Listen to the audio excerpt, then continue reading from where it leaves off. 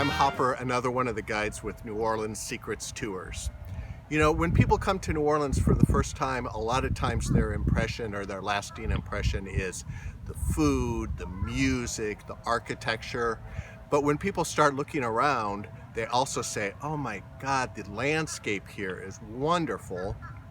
All the trees, the cypress trees, the palm trees, and kind of the perennial favorite of a lot of people, including myself, is the live oak. There's a live oak right behind me. I'm in Audubon Park, actually out on the golf course, which is closed. The botanical name is Quercus virginiana. And the tree behind me is maybe somewhere between 100 and 200 years old.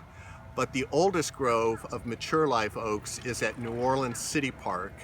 And there, the oldest trees are between 750 and 850 years old. They've been around forever. Quercus virginiana, the live oak, they're kind of like, well, they are unlike a pine tree, because a pine tree is just big and tall, and when a hurricane comes, it breaks right in two.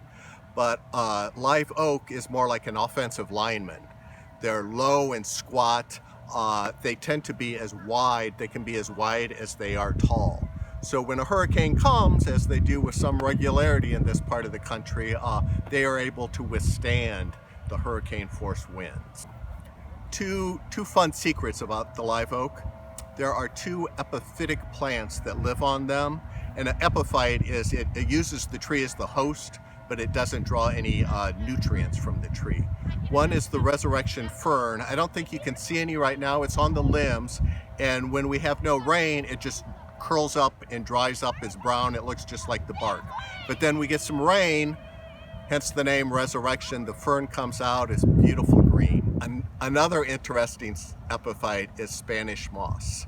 When you think of the deep south, live oak laden with Spanish moss, it just evokes that image of the south. A fun story about Spanish moss. Early settlers used it for bedding material. And also motor companies like Ford Motor Company up in Michigan used it up until 1930 for upholstery in their cars and trucks. And they used to order it, and the local guys down here would collect it and then build a crate, oftentimes out of cypress, to send it up north. Well, the guys up north go, this cypress is beautiful. So if you're old enough to remember Woody station wagons, or when the glove boxes and cars and trucks were made out of wood, the guys up north started using the cypress wood for the cars and trucks. But they got a little too smart by half, because they would order more Spanish moss and then say, oh, and this time send it in a crate that is 36 3/8 inches long and 12 1/4 inches wide.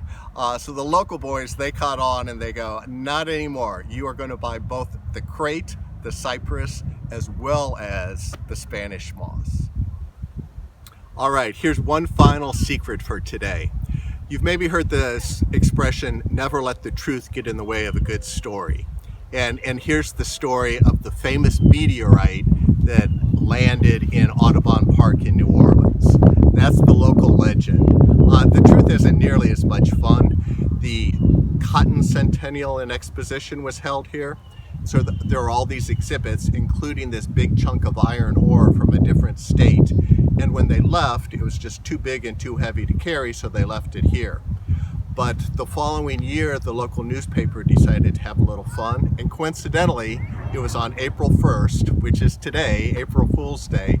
So they ran something in the paper and said, hey, last night, this giant meteor landed in Audubon Park. And to this day, the majority of people, if they know it exists out here, if you ask them about it, they'll go, oh, indeed, that's a meteorite.